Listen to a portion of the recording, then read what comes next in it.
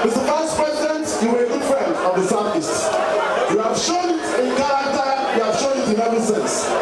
You have repeated it again, Mr. President, by picking our son in home, you are well placed, Peter Obi, as your running mate.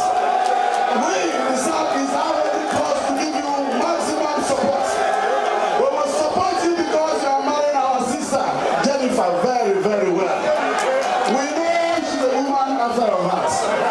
We know you love us. I am your product, Mr. President. By the grace of God, come May 29, we will support you because you liberate Nigerian economy.